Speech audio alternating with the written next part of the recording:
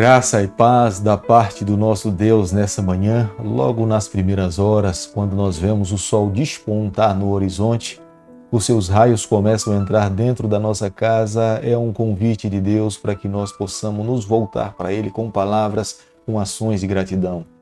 O nosso pensamento naturalmente se volta para o Criador. Reconhecemos a Ele como sendo soberano sobre a nossa vida e pedimos a sua proteção sobre cada um de nós que nos encontramos ou fazemos parte da nossa família.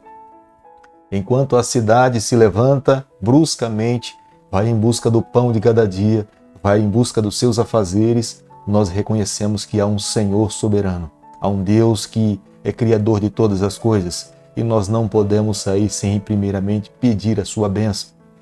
Quero deixar com você nessa manhã uma parte da palavra dele para a nossa força espiritual. Está aqui no livro de Salmo, capítulo 97, o verso 9, onde a palavra do Senhor diz o seguinte: Pois tu, Senhor, és o Altíssimo sobre toda a terra. Tu és sobremodo elevado, acima de todos os deuses. Salmo 97, o verso 9. Ele de fato é soberano, Ele é altíssimo, Ele está acima de todos sobre a face dessa terra. Não há nenhum Deus que se compare à grandeza, o poder, a majestade, a onisciência e a sua transcendência. Eis a razão pela qual nós exclusivamente nos curvamos diante dele nessa manhã e pedimos a sua proteção sobre a nossa vida e a nossa família. A cada manhã, nesse canal, nós estudamos um capítulo da Palavra do Senhor. Nos debruçamos diante dos braços do nosso Pai e pedimos sabedoria a Ele e entendimento para que Ele nos conduza através da Sua Palavra. Nós estamos começando o estudo de mais um livro da Palavra de Deus. Tivemos a alegria de podermos estudar 4 manhãs o livro de Ruth, livro extremamente abençoado. Mas nós estamos começando agora um novo livro, o livro do profeta Samuel, que tenho certeza que também será de grande valor e de muitas bênçãos para cada um de nós. Portanto, convido você a ter nas mãos o livro de 1 Samuel, capítulo 1, o verso 1. Houve um homem de Ramate Zofim, da região montanhosa de Efraim, cujo nome era Eucana, filho de Jorão, filho de Eliú, filho de Tou, filho de Zufi, Eframita. Nós iremos, nessa manhã, estudar um dos livros mais cristológicos do Antigo Testamento. Os livros de Samuel estão completamente voltados para o que iria acontecer no futuro. Samuel é um profeta chamado por Deus numa época onde ele seria responsável para conduzir o povo do Senhor.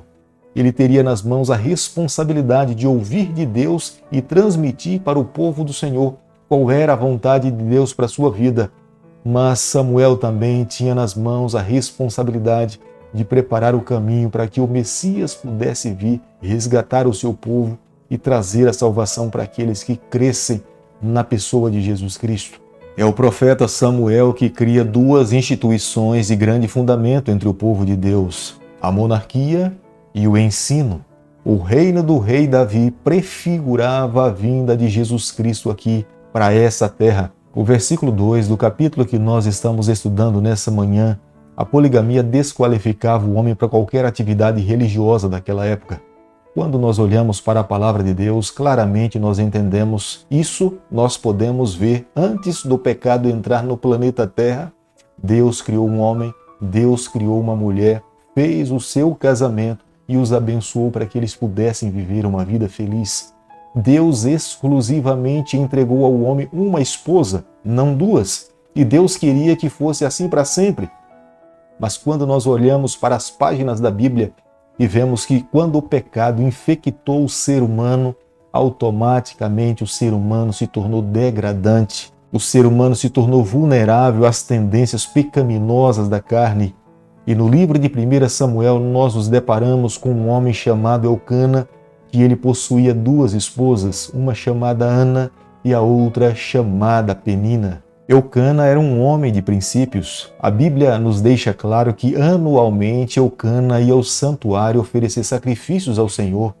Embora ele soubesse que Ofni e Finéias não eram aqueles que de fato representavam melhor ao Senhor como sendo líderes do Senhor, dentro do santuário, mas ele estava mais preocupado com a sua devoção, ele estava preocupado com a sua adoração a Deus, ele estava preocupado na formação da sua família e, de fato, Deus o abençoou diante da sua fidelidade em buscar a Deus com todas as suas forças. Eu e você jamais podemos nos esquecer. A nossa aliança com Deus deve ser exclusiva. Nós não podemos depender da aliança de outras pessoas para buscarmos ao Senhor. Se porventura nos depararmos com pessoas que são infiéis ao nosso redor, que não possuem a mesma integridade do nosso coração, nós não podemos ser afetados pela infidelidade de outros e deixarmos de viver uma vida fiel ao Senhor ou de adoração a Deus. Da mesma forma como Eucana ia ao templo e entregava as suas ofertas e buscava o Senhor, nós não podemos permitir que a nossa adoração seja afetada pela infidelidade de outras pessoas. No versículo 6 do capítulo 1 que nós estamos analisando nessa manhã do livro de 1 Samuel, nós podemos ver aqui já os prejuízos da poligamia. Dentro da casa de Eucana, as duas esposas brigavam excessivamente. Penina era mãe de muitos filhos, Ana era estéril. E Penina rivalizava com Ana pelo fato de possuir muitos filhos. Naquele período, vale a pena ressaltar o valor da mulher pela quantidade de filhos que ela poderia dar para o seu esposo. Penina era mãe de muitos filhos, embora Ana fosse completamente estéril. Mas quando olhamos para o caráter de Ana, nós podemos ver que ela era uma mulher virtuosa. Embora fosse irritada pela sua adversária, mas Ana mantém-se numa postura de uma verdadeira cristã. Ela não devolve da mesma moeda, ela não age com a mesma atitude. Ana era uma mulher que era controlada e guiada pelo Espírito Santo.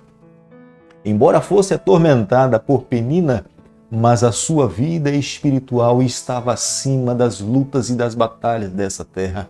Ana conseguia viver uma vida ao lado do Senhor independente das circunstâncias que lhe cercavam. Nós temos um adversário que, a tempo e fora de tempo, ele busca tirar a nossa paz. Ele só precisa encontrar alguém que ele possa usar. Ele pode atormentar a sua vida quando você estiver no trânsito.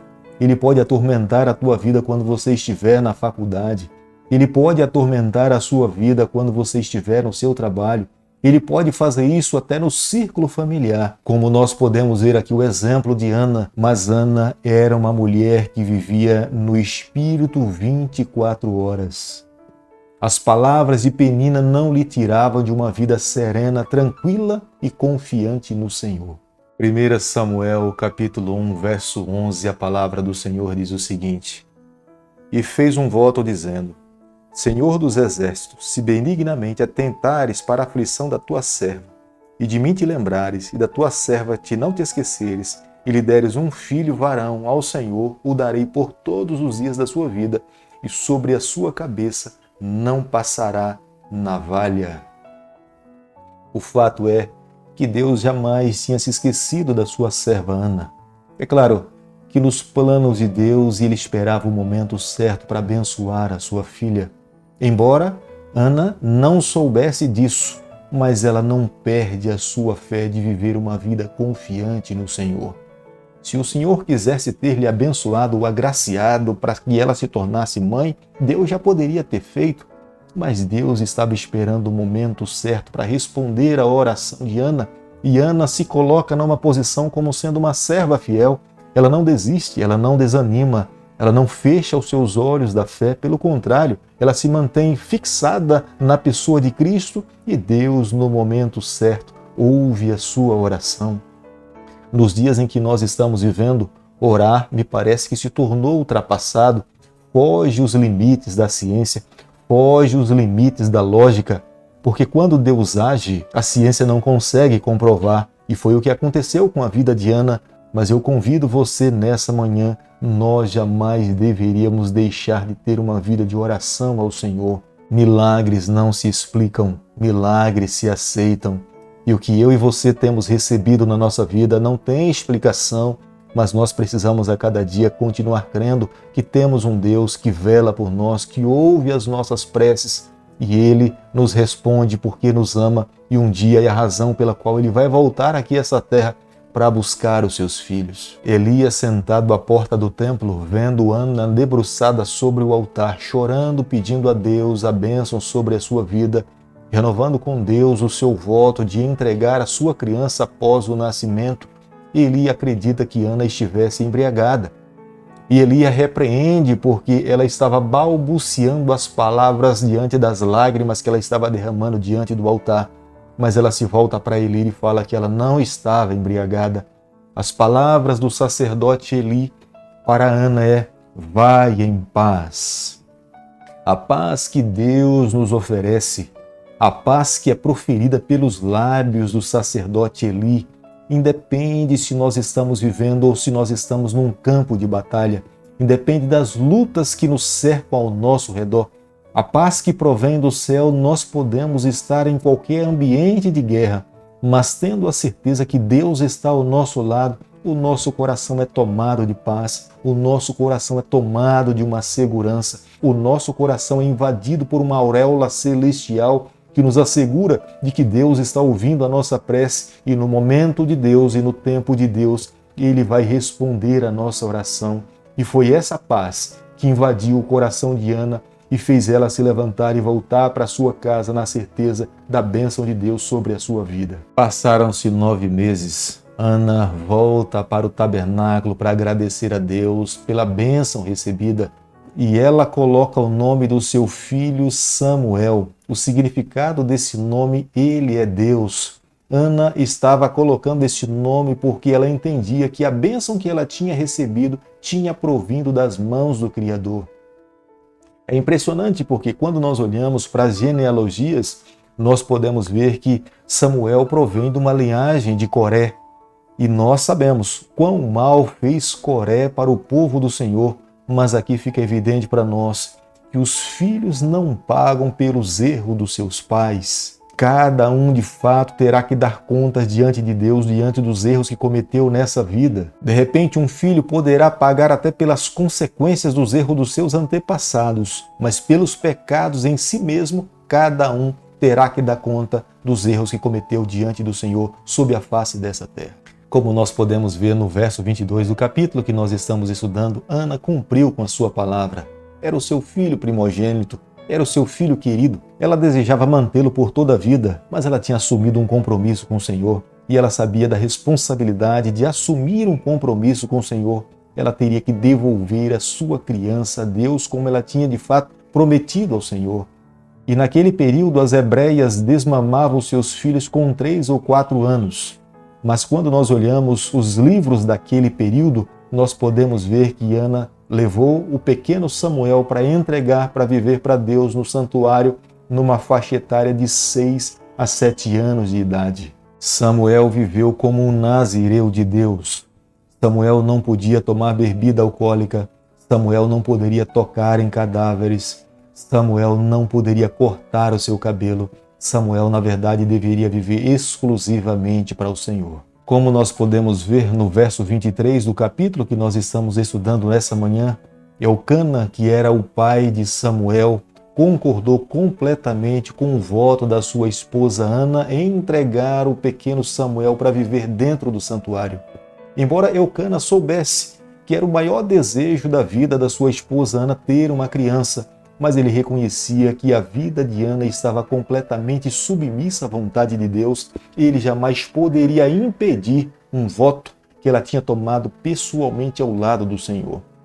Eucana contribuiu para a consagração e a entrega de Samuel para viver ao lado do Senhor. Quando Ana e Eucana estavam entregando seu filho a Deus, eles não estavam desistindo de educar o pequeno Samuel. Eles poderiam fazer perfeitamente isso.